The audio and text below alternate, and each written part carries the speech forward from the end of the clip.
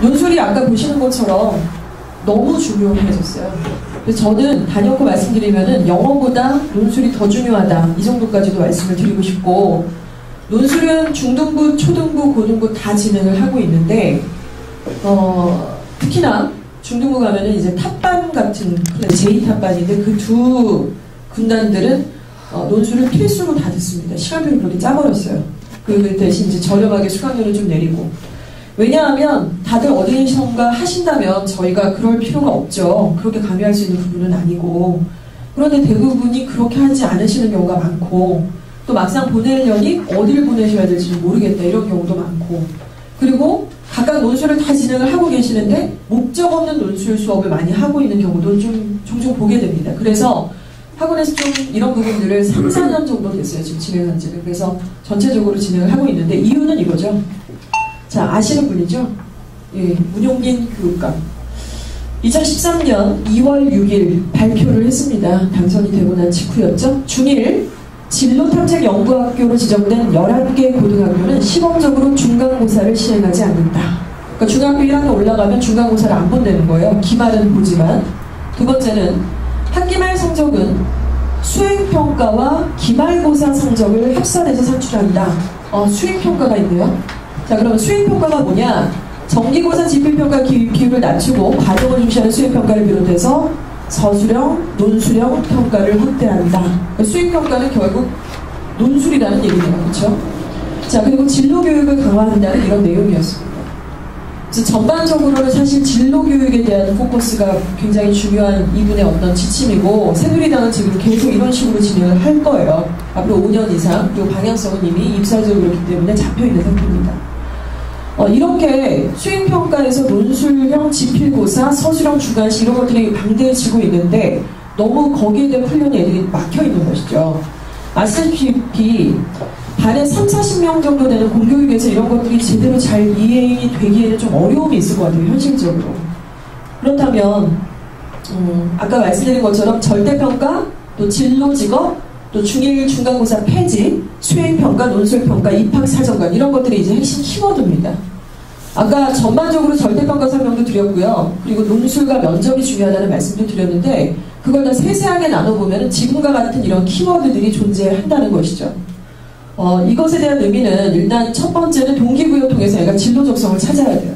그러니까 예전에는 우리는 고등학교 2학년 때 문이과 결정하고 고3 때 학교학과 선택해서 대학 간다면, 지금은 중2 때 진로 적성을 정해야 돼요. 아예 그게 딱 정해져 있어요. 그리고 이제 그거를 중2 때 갑자기 펑 하다가 정할 수 없잖아요. 그러니까 중1 때부터 그거를 고민하라는 식으로 중간고사 없애고 학교에서 진로 적성 과목을 개설을 하겠다, 이제 이런 얘기죠. 그리고 배경 지식과 토론 수업이 필요합니다. 그리고 논리력, 어떤 표현력, 이런 것들이 굉장히 중요하다는 것이죠. 왜냐하면 마지막에 입사제 때문에 이제 그렇다는 것이에요. 특목고든 대입이든 간에 면접을 통해서 학생을 선발하게 되는데, 그 부분은 굉장히 얘가 머리가 좋은데 자기가 알고 있는 내용을 표현할 수가 없다, 글이나 말로. 그러면은 이제 까인다는 거죠.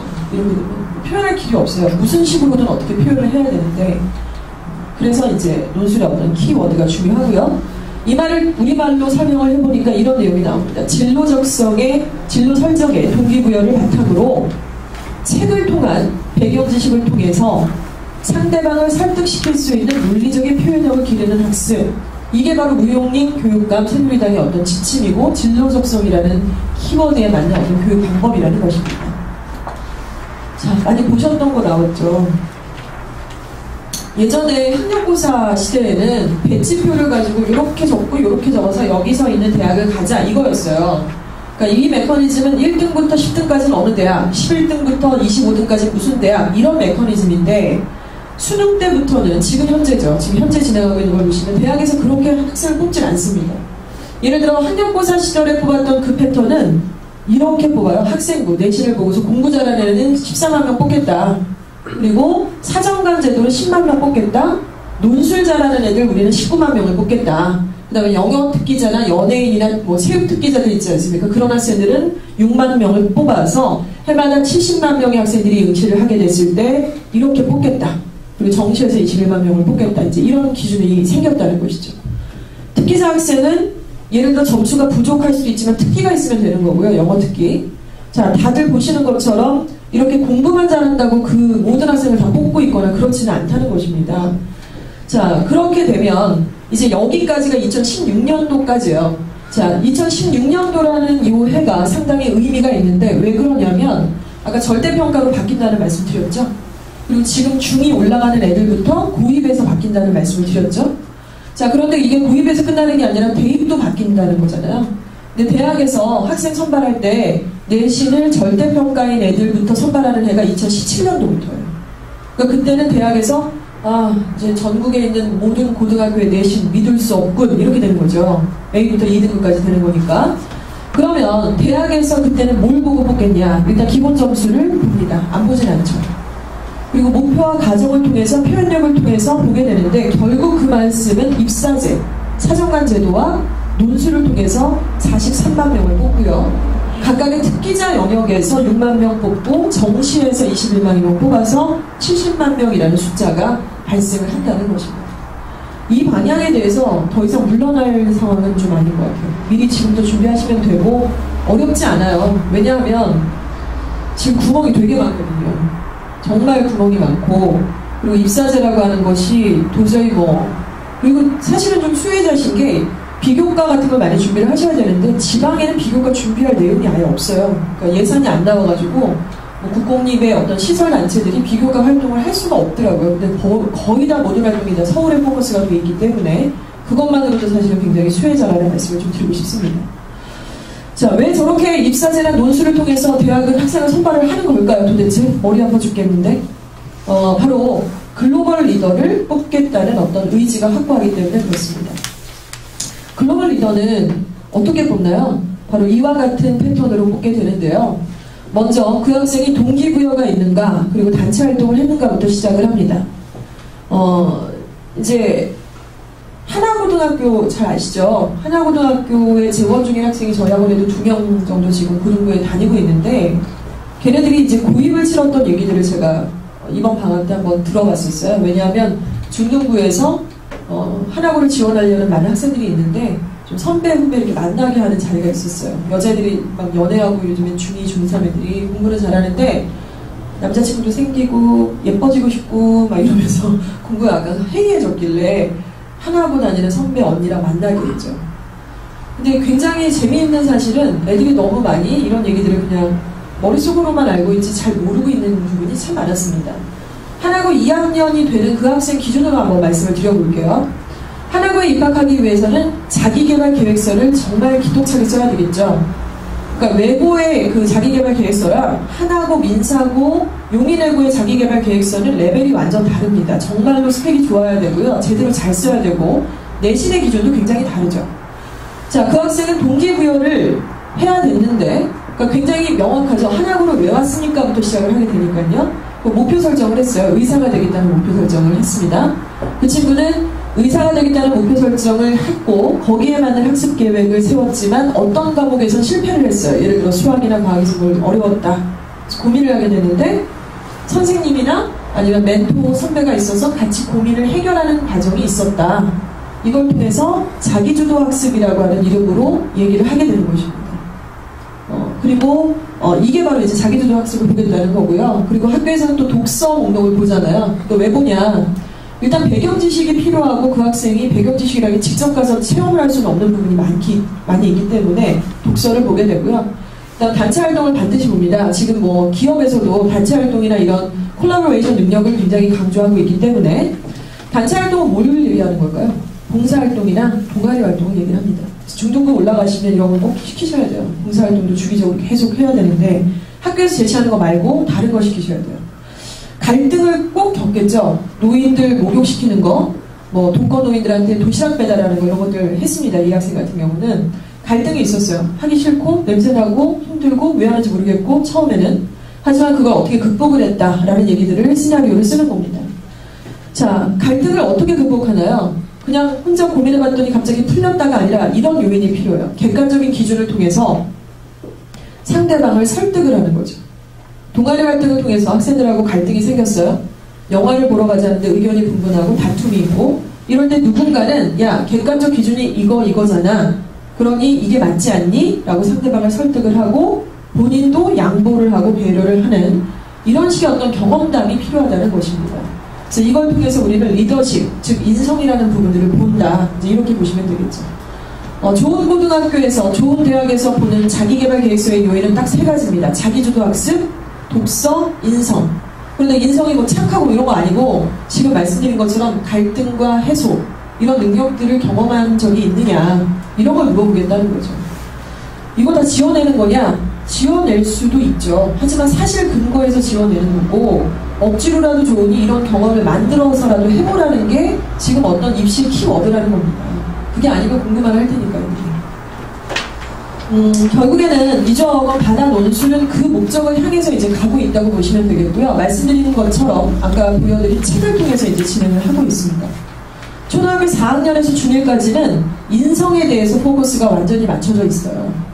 그래서 인성을 통해서는 이제 초등학교 학년별 필독도서, 또 분야별 주제 토론, 방학 인성 특강, 배려와 갈등 해소, 리더십 이런 부분들에 포커스가 맞춰서 책도 선정이 되는 거고 수업의 토론 방식도 이끌어져 간다고 보시면 되겠습니다.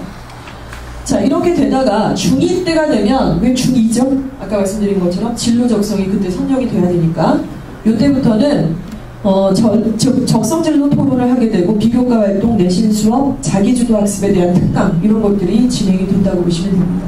그래서 제가 아까 말씀드린 것처럼 저희만 조금 딴 데는 못한다 이게 아니라 특히 저학년 아이들이나 초등학생들이 논술을 할 때는 무엇을 위해서 그 책을 읽고 그런 논술을 해야 되는지 동기부여가 너무 안 되는 거예요. 가르치는 교사들조차도. 왜냐하면 지금 입시에서 요하는 게 탕탕탕 3개가 있잖아요. 진로 적성, 독서, 그리고 말씀드린 인성, 리더십 이런 건데 리더십과 인성을 위해서 초등학생들은 이걸 해야죠. 유령 지식을 위해서. 그냥 말 잘하고 발표하고 이제 이런 피상적인 내용이 아니라 그게 이제 묶여져 있어야 중학교 올라가서 진로 적성 정해지면은 글도 쓰고 바탕을 통해서 끌어낼 수가 있다는 그런 어떤 목적이 아주 명확하게 존재한다는 말씀을 드리고 싶습니다. 자, 수업 커리어는 뭐 이렇게 진행을 하고 있고요. 주제별 수업 진행하고 있습니다. 이번에 저희가 방학 특강에서 진행했던 것은 장애 후에 대한 우리의 자세 이게 이제 토론의 내용이었어요. 갈등과 배려와 그 다음 객관적 기준이라는 키워드가 여기 다 들어갈 수가 있겠죠. 생각해보게 만들고 얘기하게 하고 토론하게 하고 상대방 의견 경청하게 함으로써 글도 어떤 발표력이나 이런 증빙 자료를 반드시 저희가 취합을 하고 있습니다. 그리고 요거는 이제 이번 방학 때 또 특강했던 게 근현대사죠. 근현대사를 통해서 역사에서는 항상 갈등이 있으니까 그리고 해소가 있고 어떤 배려에 대한 내용들이 분명히 있기 때문에 모든 것들이 다 영상을 통해서 저희가 8개인가 7개의 영상을 통해서 이제 아이들하고 수업을 진행을 할 때 굉장히 좀 박차를 가했던 되게 재밌는 수업이었어요. 면접 서류 특강. 요게 이제 하나구나, 뭐 요기내고 정도의 어떤 학교에서 물어보고 있는 그런 질문입니다. 그래서 거기에 맞게끔 800자, 500자 이렇게 쓰라는 내용이고요. 요거 안에서 이제 계속 외우다 보면은 질문들이 나올 때 면접을 보는 거죠. 그걸 보면서. 그래서 어떻게 보냐면 면접을 예를 들어서 용인외고 저희가 그 설명회를 갔다 왔었는데 그런 얘기를 하시더라고요. 입사관들이 계세요. 용인외고에서 이제 면접 보시려면은 그래서 내신이 몇 % 이상이라는 데만 1차로 촥 걸러내고 이제 걔네들 중에 이제 면접을 치르게 되겠죠. 그러면 서류를 보는데 자기개발 계획서에서 얘가 뭘 어떻게 했다, 뭐 동기부여를 어떻게 했다, 의사가 되고 싶다, 책은 뭐를 읽었고 어떤 이유가 있었다 이렇게 얘기를 쭉 보면 이렇게 이름을 띈대요. 그리고 걔에 대해서 계속 보는 거예요. 나눠줘서. 그러면은 이제 딱 면접날이 돼서 얘가 딱 들어왔는데 몇 마디 하다 보면 입사관이 내가 읽었던 쟤구나, 쟤가 얘네. 그리고 너무 신이 난대요. 그러면은. 그래서 걔한테 질문을 막 이렇게 예상했던 질문들을 막 던지는 거죠. 그래서 누가 써줄 수가 없는 게 그 한 줄을 쓴 거에도 질문이 10개가 나올 수도 있으니까 그거를 누가 어떻게 지워내겠어요. 그쵸? 그래서 본인이 써야 돼요. 이거를 많이들 해주세요 막 이런 경우가 많은데 절대 안 됩니다. 그거는 애한테 절대 그런 식으로 유도하셔도 안 되고 그리고 또 고입이 끝이 아니잖아요. 대입에도 비슷한 패턴이 있는데 그런 식으로 수수방관했다가 나중에는 정말 굉장히 힘들어지는 것이죠. 그래서 이런 내용들이 기준이 된다는 말씀을 드리고 싶습니다.